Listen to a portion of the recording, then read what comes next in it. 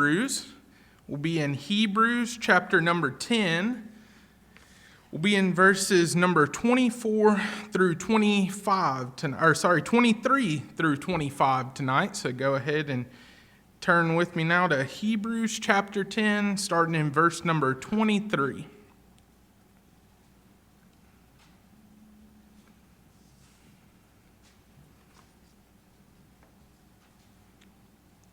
All right. So we'll get started here with this first verse. So it says here in verse number 23, "Let us hold fast the confession of our hope without wavering. For he who promised is faithful, and let us consider one another in order to stir up love and good works, not forsaking the assembly of ourselves together, as in the manner of some, but exhorting one another, and so much the other, as you see the day approaching." So that's verses 23 through 25 right there. If you look back at verse number 23, I like this first part that it mentions here. We'll kind of read that again. It says, "Let us hold fast the confession of our hope." So when you start there and you think of that, the word confession is really what you should be focusing on when you first read that, because when it's talking there, it's not a it's not a confession as in like, oh, you've done something bad or something, that you're ashamed of, or in that manner. It's actually just saying your profession or your confession of faith is what it's talking about. It's not, it's not saying that, you're talking about what you've done bad. It's talking about, you are proclaiming what your hope is and where your faith is, and that's what this verse is getting at to start with. And then you get to the second part, and it says, "Without wavering, for he who promised is faithful." Of course, we know the he is Jesus, is saying that he is faithful, being the provider, being the one that's where our hope is, and that's why we get that first part of the confession, and then we get the second part of "for he who promised is faithful." So tonight, the theme I'll be on tonight is encouragement and being one, and being encouraging to one another as Christians, and just uplifting each other in the church, uplifting fellow Christians, and of course, being a good witness. So, and I think a lot of that starts with encouragement. And tonight, I think that the first verse there, verse number 23, it kind of is a good reminder of looking at, okay, this is what my faith is grounded in. And that's kind of where you start, is saying, okay, this is what I believe, and this is why I believe it. Because you get that first and second part that go together. Verse number 24, when we get into that, and it says, "And let us consider one another in order to stir up love and good works." I think that considering one another, especially when it comes to encouragement, is one of the things I would really like to get at, because I think that it's important that we do encourage others. It's important that we think of others, and that we try and make it a priority, that we not just look at ourselves and look at the things that we feel like. And I think it's not just personally, it can be just in our own church. I think a lot of times we get caught up in only focusing on what's going on here, but you start to think about, I think back to last week, and I think of our revival service that we had. And, I will say this, I said it on Sunday, but I'll say it again, is, if you missed our revival services last week, I feel like, you missed a major blessing. Brother Stephen Cox is a, tremendous preacher, and we had great singing every single night. We just had so much good service with the singing and the worship. And I think that it kind of made me think about, you think of when we have preachers or singers and all come to the church for these revivals, you think about tonight, those people. Brother Stephen is preaching down there in South Carolina. I think of, my dad preaching in Florida tonight as the youth minister at our church down there. And you start thinking about, all the people that whether it's, your family's church or your friend's church or somewhere else. And I think it's a little bit encouraging to think that way and think about tonight, that all around There's so many people that are worshiping, and we're doing the same thing. And so many times, we just get caught up in ourselves that we forget to look around and say, hey, Brother Stephen, he's down there preaching tonight. Or, the Joneses, Andrew and Mary Beth. I don't know if they're singing tonight, but you start thinking about that. And, like I said, I think about preachers at home, whether it's, close by where I'm from or down in South Florida, Central Florida, Georgia, North Carolina, just all across. I feel like we all know somebody. And I think it's encouraging when you think about that and you say, wow, it's so much bigger than just us. And so many times we forget that because we just come here. And sometimes it can be discouraging when we look around and we don't see a lot of people and we don't see, the pews full. But it's encouraging to remember, what our brothers and sisters in Christ are doing and what they're out there and, that they're preaching the word and that, there are good things happening. And I think it's important that we look at the good things happening around us. And that starts with encouragement. Because I think, and for me personally, that's encouragement to me that, you can look around and say, hey, there's churches around, there's churches here, there's people who've been in our church that have came to visit, that they're preaching the word and continuing that on.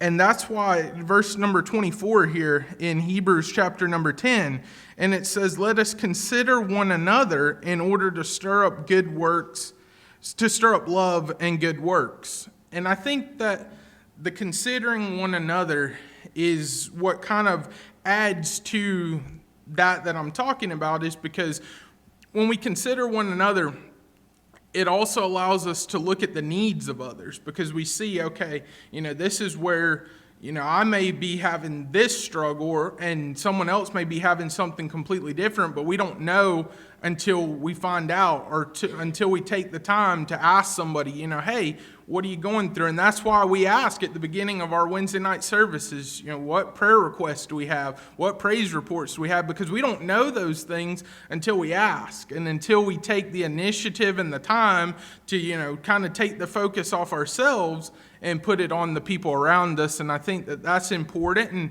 you think about just the name of our church here, Community Baptist Church. And, I've heard Jonathan say this. I've heard Brother Stephen say this last week. That's a community. That's a group. That's a group of people. That's not just, one or two or three people. Community is, people coming together and being united.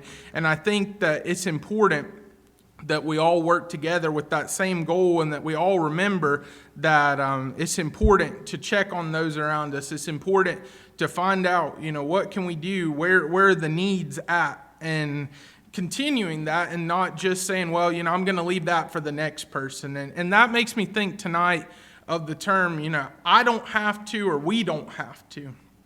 So many times I think you'll hear people say, well, I don't have to do that, we don't have to do that. And sometimes it can be, it can be in traditional things. People say, well, we don't have to do this. It's not required of us. And that can be just when it comes to church. I think of like tonight, Wednesday night. A lot of people say, well, I don't have to come on Wednesday night. Well, you don't. I mean, there's not a you have to do it, but you should want to do it. And I think that that's the important thing, is that, you should want to be here. You should want to, encourage others. You should want to take the time, because it's going to bring you up. It's going to help you when you're here and you're amongst fellow believers. And in verse number 25, it kind of gets to that. It says, not forsaking assembling ourselves together as in the manner of some, but exhorting one another, and so much the more as you see the day approaching. So you get to that first part. It says, not forsaking the assembling of ourselves together. And that's kind of what we see as we look around, and we see that there's just not a lot of people that are assembling. And I think that it's because we've kind of gotten that statement of, oh, I don't have to, we don't have to. And if we have that approach, then how can we expect others to have any different approach?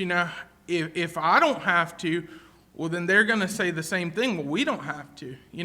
If I say, hey, I don't have to come on Wednesday night, or I don't have to I don't have to give money to outreach. I don't have to do these things. Well, then how can we expect others to do anything different? Because that gives them the out of, hey, well, I don't have to be there if you don't, And people, we do what others do. We're kind of, it's human nature that we kind of follow what each other do, and sometimes that's a good thing and sometimes that's a bad thing. But in the church, it should be a good thing, because we should be, looking at this example of Christ, and that should kind of be the guidance and the guideline for how we should be living and how we should be going about our lives.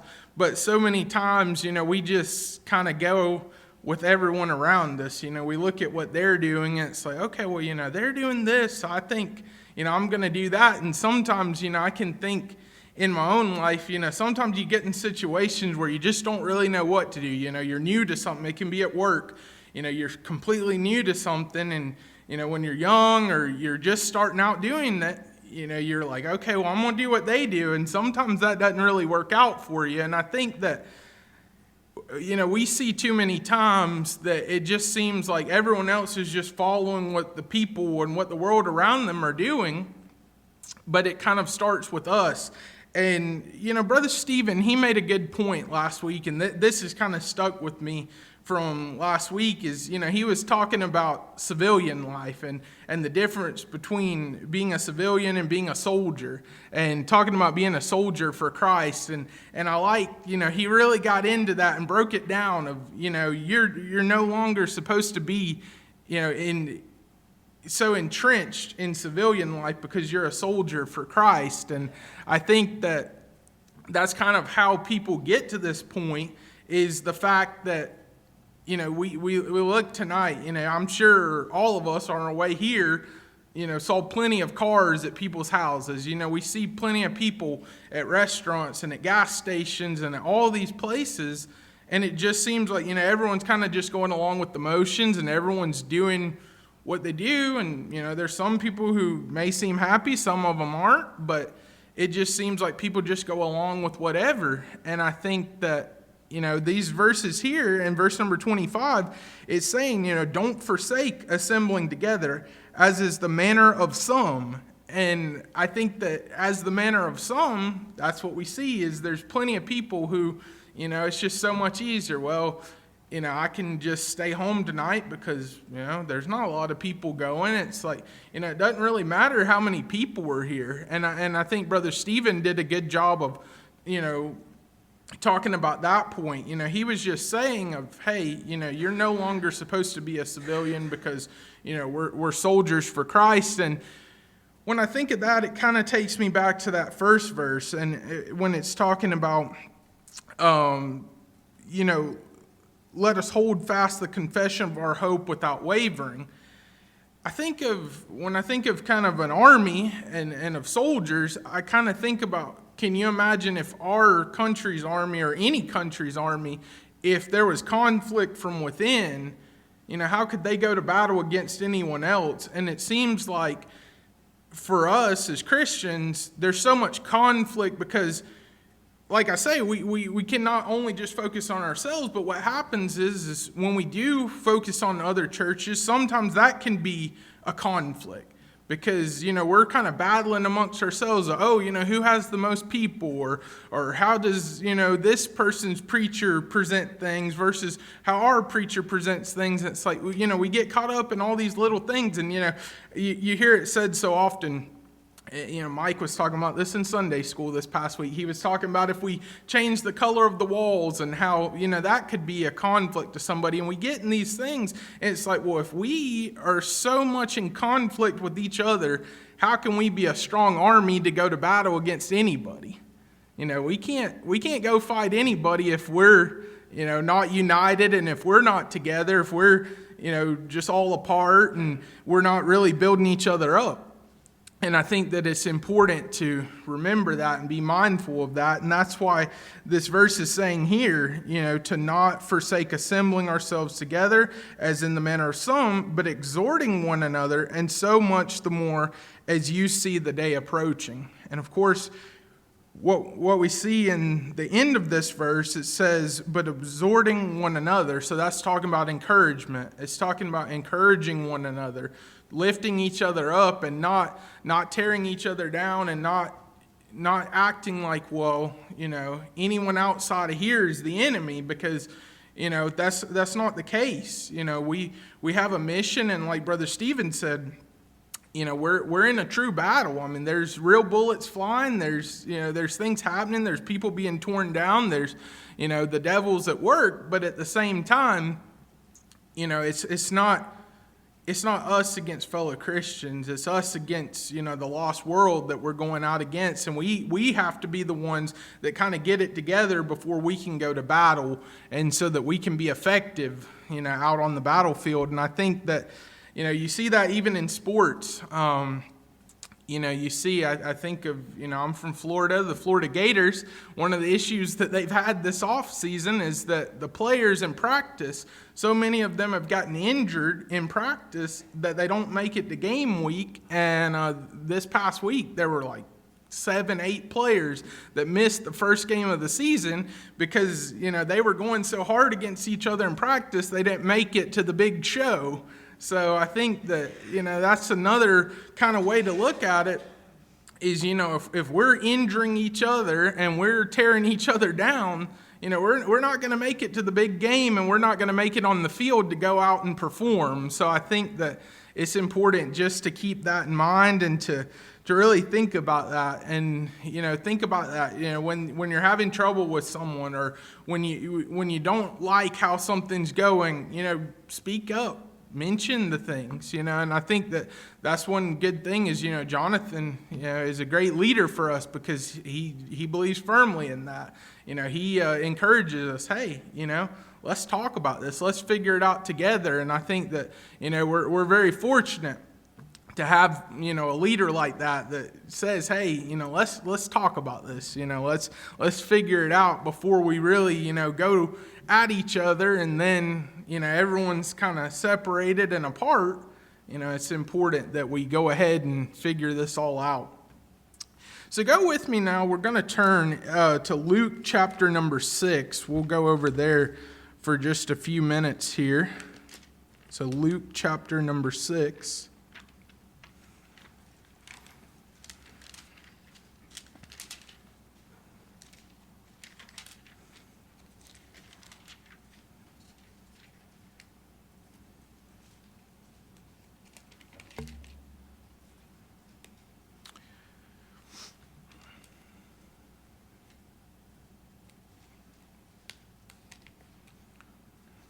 So what we see here in Luke, so it's talking about in the second half of Luke, let's see, it talks about building on the rock. Verse number 46 is where we'll be in Luke chapter number 6 here. So it talks about, verse 46 says, "But why do you call me Lord and not do the things which I say? Whoever comes to me and hears my sayings and does them, I will show you whom he is like. He is like a man building a house who dug deep and laid the foundation on the rock.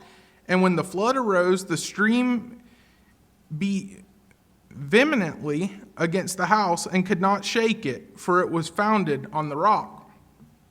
So tonight I kind of started on that point of, our foundation and what we build here. And it kind of starts with the foundation because, as we know, a lot of us are into building and construction and into, working on things. And we know that anything that you're building, no matter what it is, whether it's house, car, whatever, lawnmower, you're building anything, you got to have a good foundation for what you're working with. And I think that these verses kind of tell us that, and we hear that so much, and I think that we've all kind of heard these verses, but it's just important to really take into consideration what these verses are saying.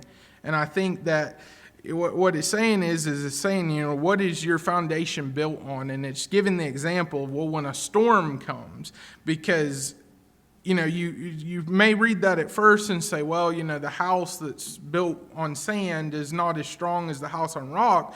But it's like, it's not just about the foundation.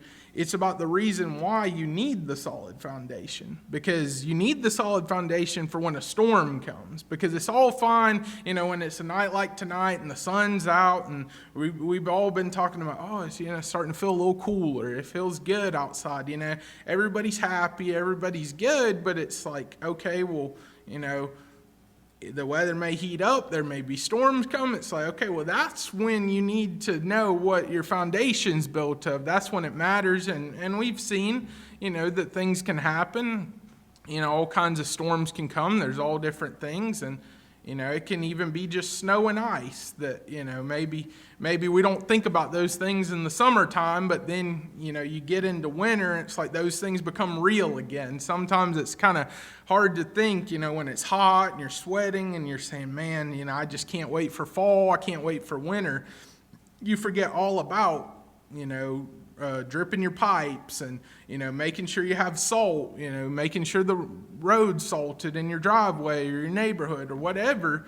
And it's like, those are real things that we have to prepare for. And a lot of times I think that that's another thing, is that we don't really prepare properly. We just kind of put it off. And that's just human nature too, that we don't prepare because we say, I'll worry about it when that comes around, or, when I get time, because that's another thing too, is it's always, well, when I get time. It's like, for me personally, if I say, well, when I get time, I don't know, I may have the time to do it, but that kind of sounds like to me, well, I may not do it. So, it sounds like it's pretty important, if you're saying that, it's a good idea, to go on and do it, or be planning in that direction. And that kind of goes back to that I was talking about, the I don't have to, or the we don't have to.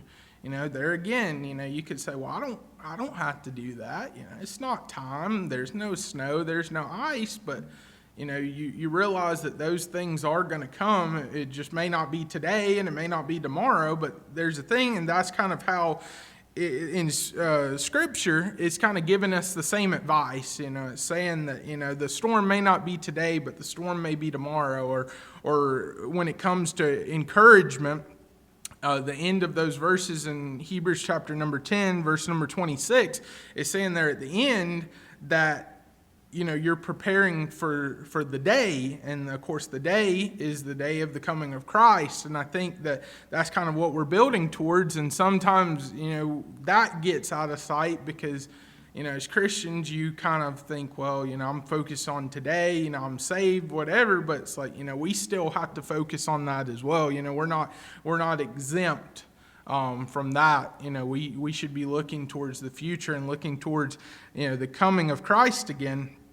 And I think that here, if you jump over to Luke chapter number 5, we'll go back there a minute. Let's see. Chapter number 5, starting in verse number 1. So it talks about the 4 fishermen called as disciples.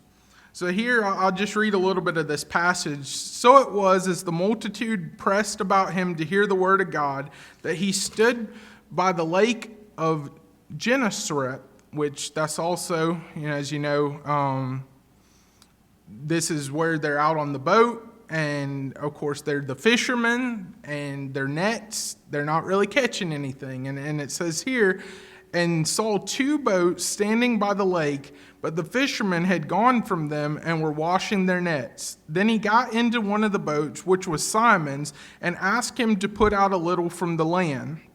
And he sat down and taught the multitudes from the boat. When he had stopped speaking, he said to Simon, launch out into the deep and let your nets for a catch. But Simon answered and said to him, Master, we have toiled all night and caught nothing. Nevertheless, at your word, I will let down the net. And when they had done this, they caught a great number of fish, and their net was breaking. So they signaled to their partners in the other boat to come and help them. And they came and filled both the boats so that they began to sink. When Simon Peter saw it, he fell down at Jesus' knees, saying, Depart from me, for I am a sinful man, O Lord. For he and all who were with him were astonished at the catch of fish which they had taken. And so also were James and John, the sons of Zebedee, who were partners with Simon. And Jesus said to Simon, "Do not be afraid, from now on you will catch men." So when they had brought their boats to land, they forsook all and followed him. These verses here kind of tie everything together of the passages over there in Hebrews and the passages in chapter number 6 that we read tonight of building on the solid foundation, encouraging others. And now it kind of goes to the fact of sometimes, that's us. We look around and we may say, hey, we don't have a lot in our nets right now. We're not catching a whole lot. But we still have to keep on doing what we're doing. We have to press on, because here the scripture shows us, they're out there all day, all night, and it's saying, that the disciples say to Jesus, hey, we haven't caught anything. And he's still like, hey, come with me, cast your net into the deep end, try something different, and, we'll do it. And it's kind of, they look to him for guidance, and that's what we have to do. We have to do the same. We have to look to Jesus for all of our guidance, for all of our navigation of everything that we do, because that's the situations we find ourselves in. We find ourselves in these places where, we kind of say, well, I'm not catching anything right now. And I think, I like to fish, and it kind of, these scriptures take me back to, with a friend of mine, we were on a lake down in Florida, and in the way that it is there, one of the sides is pretty marshy, and then the other is kind of like the main part of the lake, and it's just smooth water, nothing there. And I remember we started out fishing one morning. We were at my friend's bachelor party is what it was for. We were down there at their lake place, and we were fishing, and that one side, towards the lake side, we weren't catching anything, but, we turn around and we go over towards that marsh side and we start reeling them in. And it's like, it's a whole different feeling. And sometimes, that's what it is. We just got to do things maybe just a little different. And that doesn't mean, change everything, because I think that sometimes it's easy to say, well, we need to just change everything. We need to repaint the walls. We need to change the carpet. We need to change the doors and the music and, how we dress and how we look and everything. It's like, maybe not. And that doesn't mean, stay the same either. There's a balance to that. And, we can't let those things override everything either, because, we can't start making tradition, religion or making that the main thing, because it's not about tradition. It's about, the solid foundation. It's about, believing that, that things can change and things can be different. And it kind of makes me think back. We had Brother Frank Shelton here, and, I love Brother Frank, and I think that, one of the things that'll stick with me that he said is, he uses that phrase, and I think about this so often because, it's relevant in my life and it's relevant in all of our lives. He uses that phrase, the king's got one more move, and it's so important to remember that. And he says too, I was thinking back to this, and, he says that when you are down to nothing, God is up to something. And I think that we see that here in this set of scriptures in Luke chapter number 5, is that, they're not catching anything. And it's like, God shows up, Jesus is there with them and says, hey, let's cast out into deep water. Let's do something a little different. Here's what I'm encouraging you to do. And everything changes. And then they're going back to shore, showing everybody, hey, we're leaving here with a full net today. And it's like, how did that happen? It's like that happens through God, and that's what he did here. And this week, I was thinking about one of my friends. I was mentioning to you tonight of pastors and preachers and encouragement of others around you and those that you see. And one of the pastors that I grew up going to church camp with and hearing him preach at our camp down in Georgia that we went to every year, I saw an article this week that a Christian news outlet, which if you know me, I'm into journalism and public relations and social media management, media, and I do it on in motorsports and in racing primarily, and travel and other things. But this was a Christian news outlet, had gone to Brother Tim Oliver and was talking to him about his ministry that he does with college students down in Milledgeville, Georgia. And it kind of was encouraging to me, because I talk about encouragement tonight. So in the article, I was looking here in my notes, and it was talking about how last Monday, so sometimes people, I was thinking, sometimes people, when they tell something, especially, an evangelist or a Bible preacher, they'll mention like, a celebrity, I remember that this happened at this person's church or to this person or that. But now keep in mind, this is someone I know personally, and someone that, that is just a regular, everyday person like you and I. Just last Monday, he had 118 college students at his house that he has a Bible study and a worship time down in Georgia, and 118 college students were down at his place. And it's so encouraging whenever I see Brother Tim. He posts the videos all the time on Facebook of the students being there and having dinner and worshiping together and having these things. And it's you look at that and it's like, wow, there's so many things of the news and so much bad that goes on around us that we get caught up in that. But it's like, we need to share more of the good news, whether it's the gospel or just what's happening in our church or what's happening in the churches around us or in the lives of others. It's important, like I say, that we speak up and that we say, hey, that's why we have praise reports. That's why we say that, so we know, hey, this is what God's done here. This is what God's doing in the church down the road or in the next state. And this really covered that. And the one thing that I found in this that was interesting to me is you go down a little further in the article, and as a journalist, it's important to do that, because sometimes, you got to have your hook and your grabber at the beginning to get people's attention, but then you got to keep on reading because, the story sometimes changes. And it said in the article that in 2020, they were down to one student. So he had this big group.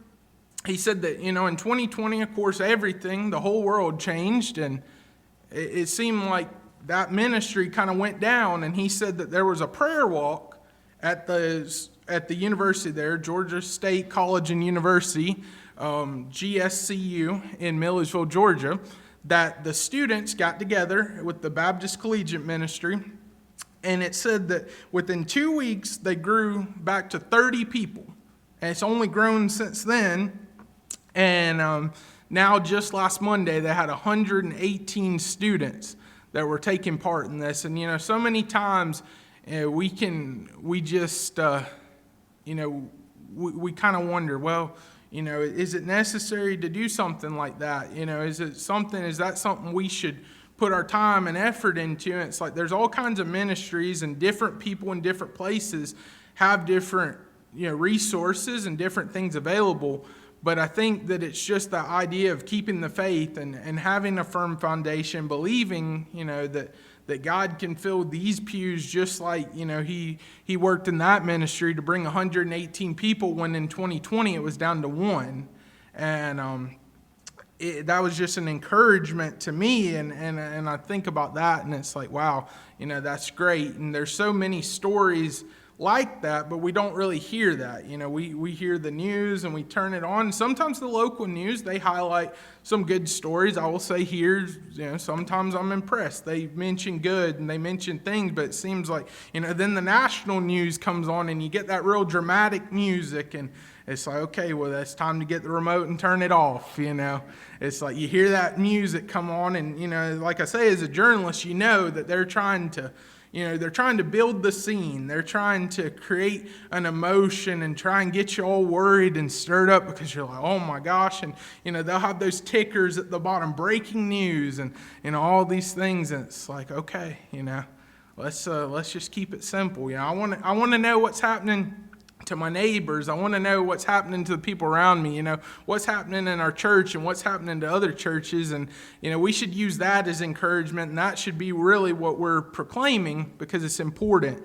And that's kind of what I think of tonight when I think of encouragement. And the article, they closed out with this, and this was from Brother Tim, and I thought, what a great quote. A lot of times in press releases, I quote race car drivers, but this, like I say, a Christian news outlet, they were interviewing a pastor, and they quoted him, and he said, "Feed them and they will come, love them and they will stay, introduce them to Jesus and they'll be with you forever." And I thought, wow, what a great quote, and what a great thing that's getting put out in the media. And of course, that was shared by so many people in his church, and so many people that I went to camp with from Florida that know Brother Tim and his family. And it's like, wow, that's just one example. But if that's not encouraging, I don't know what is. And it's like, that's the kind of news that we need to hear. And it kind of takes us back to what it's saying in Hebrews. If you turn back with me real quick, as we're kind of losing time tonight, Hebrews chapter number 10, we'll go back there. And it says here in verse number 25, "Not forsaking the assembling of ourselves together, as is the manner of some, but exhorting one another, and so much the more as you see the day approaching." So really, the main idea tonight is that we should be encouraging one another, that we should be lifting each other up, and that if we're going to be united, and if we're going to be able to preach the gospel or to share any sort of message with people, just a message of encouragement, if we, like I say, are battling amongst ourselves, or if we don't have it right, then we can't go out and do that. And I would say this tonight, we may not have, a full crowd, but one thing I will say is there's a lot of eyes on us, because everybody on the outside is looking for us to slip up. They're looking for you to make a mistake. They're looking at, how do you do things? What are you doing? And it's like, we don't know. There's so many people out there that are, they're focused on that. And so it's important to not forget that there's a lot of eyes on us, and they're checking on what are we doing, what are we saying, and they're looking for that, those weaknesses. And it's like, okay, we've got to be strong, and we've got to, prepare the same, and preach the same messages that we would if the church were full, or whether there's 5 or 6 people. It doesn't really matter. It's the same thing. The mission's the same. And I think that it's important. And like I say, I'm thankful that we have that. We have a pastor in Jonathan that he does that. And we're very fortunate and blessed that we've had good crowds, and that we're growing. And it's because we've stayed faithful, and because we've stayed believing that more people are going to come, and we've encouraged people and shared the gospel, and we're going to continue doing that. So I say to you tonight is just let's keep doing what we're doing, and let's keep encouraging one another, because I think we do a good job of that here. We're a close group, and it's important to stay close, and to encourage others and let people know the messages you hear. And that's why it's great that we have social media, that we can tell somebody, before maybe we told them about what the pastor said, or maybe we told them, well, this is the scriptures it came from. But now we have the technology that we can say, hey, go back and listen to Revival last week. Go listen to what Brother Stephen said. Go listen to what Brother Frank said. Go listen to what Jonathan said last week. And it's so great. And I think, that's why I really can say it's great that I mentioned a lot of these sermons and these people tonight. And even though if you never heard them, you can go back, and that's what it's there for. So I'll kind of close with that tonight. And, I'm glad that, we have that ability, and that we're able to encourage one another that way. So it's been a good study here in Hebrews chapter number 10 tonight. So we'll go ahead and close out. Brother Johnny, if you'll close us out tonight.